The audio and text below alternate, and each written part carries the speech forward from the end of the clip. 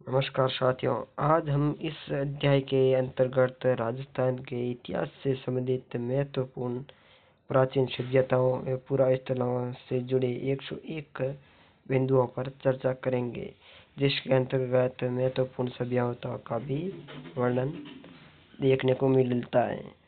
जैसे कि हमारा सबसे पहले हम कालीबंगा सभ्यता यानी हनुमानगढ़ में स्थित है, उसके बारे में चर्चा करेंगे। कालीबंगा हनुमानगढ़ जिले में घग्गर यानी कि प्राचीन सरस्वती नदी के किनारे स्थित है।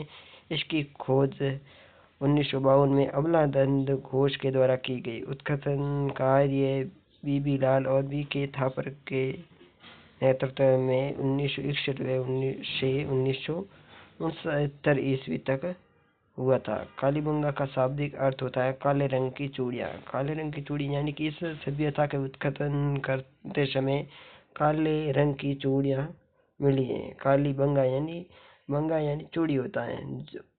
यहाँ से विश्व की सबसे प्राचीन जुते हुए खेतों के प्रमाण मिले हैं। यह सभ्यता प्राक हड़प्पा या हड़प्पा दोनों चरणों को दर्शाती है और इसके मुख्य रूप से एक चबूतरे पर 7 अग्नि वेदिकाओं का हवन कुंड के रूप में प्राप्त हुआ है।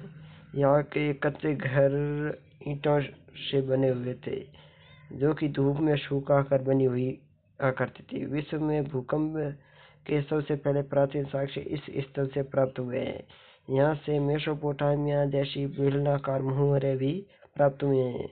एक ही खेत में 2 फसल यानी गेहूं और जौ उगाने के साक्ष्य भी मिलते हैं। एक बच्चे की खोपड़ी में 6 छिद्र प्राप्त हुए हैं। इससे ये प्रमाणित होता है कि उस समय मस्तिष्क शोध चिकित्सा का भी प्रचलन हुआ करता था। नगर 2 भागों में विभाजित हुआ करता था। पहला निचला नगर और दूसरा होता दुर्ग। दशरथ शर्मा ने कालीबंगा को सिंधु सभ्यता यानी सिंधु साम्राज्य की तीसरी राजधानी बताया है। और आगे देखते हैं, यहाँ पर जल निकासी के लिए लकड़ी की नलियों का प्रयोग होता था। यहाँ ऊँट की हड्डियाँ भी मिली हैं। इनको पालतू होने का प्रमाण होता है। अंत्येष्टि संस्कार की 3 विधियाँ थी, पूर्ण, आंशिक और दाह संस्कार प्रचलित थी। सड़कें एक दूसरे को समकोण पर काटती थी, जिसे ग्रिड पद्धति कहा जाता है। कालीबंगा से किसी भी मंदिर के अवशेष नहीं मिले हैं। इस सभ्यता का विनाश संभवतः नदी मार्ग का बदलने या सूखे के कारण हुआ था, यह अनुमानित है। और आगे है आड़ सभ्यता, जो कि उदयपुर की सभ्यता है। आड़ उदयपुर में आड़ या बेड़स नदी के किनारे स्थित थी और इसे प्राचीन काल में ताम्रवती नगरी कहा जाता था। 10वीं से 11वीं शताब्दी में इसे आघाटपुर के नाम से जाना जाता था। स्थानीय लोग इसे टीले को धूलकोट कहते थे। सर्वप्रथम उत्खनन अक्षय कीर्ति व्यास ने 1953 में किया था। विस्तृत उत्खनन R.C. अग्रवाल व S.D. सांकलिया के द्वारा करवाया गया और ये एक ताम्र पाषाण कालीन ग्रामीण सभ्यता थी। और आगे यहाँ से तांबे गलाने की भट्टियां भी प्राप्त हुई हैं। इससे ये पता चलता है कि उस समय तांबे का प्रचलन हुआ करता था। यहाँ के लोग लाल व काले मर्द भांड यानी पॉलीक्रोम का प्रयोग करते थे। अनाज भरने के लिए बड़े मर्द भांडों को गोरे या कोटे कहा जाता था। आड़ के घर यानी पत्थर और मिट्टी दोनों से बने हुए थे। यहाँ से प्राप्त मिट्टी की वर्षभ मूर्ति को बनासियन मूल कहा जाता है। और उत्खनन में 6 तांबे की मुद्राएं और 3 मुहरें भी प्राप्त हुई है। एक मुद्रा पर यूनानी देवता अपोलो का चित्र भी अंकित है। आर्य सभ्यता का मुख्य आधार कृषि और पशुपालन हुआ करता था।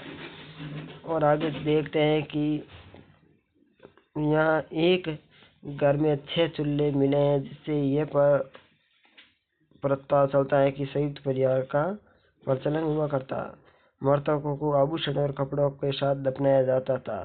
चावल आहड़वासियों का मुख्य खाद्यान्न था और यहाँ के बर्तनों पर ज्यामितीय आकृतियाँ बनी हुई थी। यह बनास संस्कृति का प्रमुख केंद्र माना जाता है। आगे है गणेश्वर सभ्यता। गणेश्वर सभ्यता मुख्यतः नीम का थाना में कांतली नदी के किनारे स्थित है। और इससे भारत की प्राचीन ताम्र युगीन सभ्यता की जननी कहा जाता है। इसकी खोज उत्खनन रतन चंद्र अग्रवाल जो कि 1977 में की थी। ये एक प्राक हड़प्पाकालीन ताम्र स्थल है। यहाँ से प्राप्त ताम्र उपकरण 99% तांबे शुद्ध तांबे के बने हुए थे। तांबे की मछली पकड़ने के कांटे यहाँ से प्राप्त हुए और गणेश्वर सभ्य हड़प्पा और मोहनजोदड़ो तांबे का निर्यात किया जाता था। यहाँ मकान और बांध बनाने में पत्थरों का प्रयोग किया जाता था और यहाँ के मृद भांड कृपाण वर्णी यानी नारंगी लाल कलर के कहलाते थे। इस सभ्यता का काल लगभग 2800 ईसा पूर्व माना जाता है। आगे है बेराट सभ्यता। ये जयपुर में स्थित है। जयपुर की शाहपुरा तहसील में बाणगंगा नदी के किनारे स्थित है और प्राचीन नाम विराटनगर हुआ करता था जो मत्स्य जनपद की राजधानी थी। इसकी खोज 1936 में राय बुद्धूर दयाराम साहनी ने की थी। कैप्टन बर्ट ने 1837 में यहाँ सम्राट अशोक का भव्य शिलालेख खोजा। यह राजस्थान में बौद्ध धर्म का सबसे बड़ा केंद्र हुआ करता था। यहाँ बीजक की पहाड़ी, भीम की डूंगरी, महादेव की डूंगरी प्रमुख स्थल है। यहाँ से एक गोलाकार बौद्ध मंदिर स्तूप के अवशेष भी प्राप्त हुए हैं। खुदाई में यूनानी शासक मिनंडर की मुद्राएं प्राप्त हुई है। यहाँ शंख लिपि के प्रचुर प्रमाण मिलते हैं और चीनी यात्री ह्वेन-त्सांग ने 634 ईस्वी में बेराट की यात्रा की थी। हुन शासक मीरकुल ने इस सभ्यता का विनाश किया था। माना जाता है कि पांडवों ने अपना अज्ञातवास इसके पास बिताया था।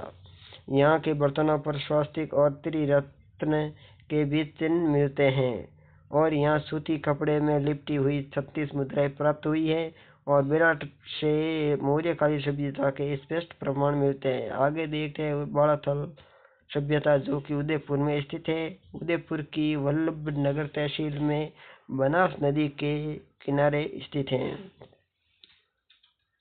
और ये आर्य संस्कृति की प्रमुख विस्तार है। इसका उत्खनन वी.एन. मिश्र द्वारा 1993 ईस्वी में किया गया। यहाँ से 11 कमरे वाला विशाल भवन यानी दुर्ग जैसा मिला है। विराट के बाद बुना हुआ कपड़ा केवल बालाथल से ही प्राप्त हुआ है। भारत में कुष्ठ रोग का सबसे पुराना प्रमाण यही मिला है क्योंकि यहाँ एक कंकाल पाया गया जिसके अंतर्गत कुष्ठ रोग के पता चलते हैं। यहाँ के लोग कृषि के साथ शिकार भी किया करते थे। और आगे हैं बागुर सभ्यता जो कि भीलवाड़ा में स्थित है और भीलवाड़ा में कोठारी नदी के किनारे स्थित है। उत्खनन वी.एन. मिश्र और एल.एस. लेसनिक द्वारा किया गया। इसे आदिम संस्कृति का संग्रहालय कहा जाता है। भारत में पशुपालन के सबसे प्राचीन साक्ष्य यहीं से मिलते हैं। यह एक मध्य पाषाण कालीन स्थल है। यहाँ से छोटे पत्थर के औजार माइक्रोलिथ भी बड़ी संख्या में प्राप्त हुए हैं और यहाँ से तांबे की 5 सुइयां प्राप्त हुई है। यहाँ के लोग पत्थर के फर्श वाले गोलाकार झोपड़ों में रहते थे। अन्य महत्वपूर्ण स्थल जैसे कि इन सभ्यताओं के अलावा भी बहुत सी सभ्यताओं का भी प्रचलन हुआ है और वो उनके अवशेष भी हमें प्राप्त हुए हैं। सर्वप्रथम गिलुड यानी राजसमंद में यह बना सांस्कृतिक स्थल जहाँ की पक्की ईंटों के साक्ष्य मिले हैं। सुनारी जो कि झुंझुनू में स्थित है। यहाँ से भारत की सबसे प्राचीन लोहा गलाने की भट्टियां मिली है। रेड जो टोंक में स्थित है। इसे प्राचीन भारत का टाटा नगर कहा जाता है। सिक्कों का विशाल भंडार प्राप्त हुआ है।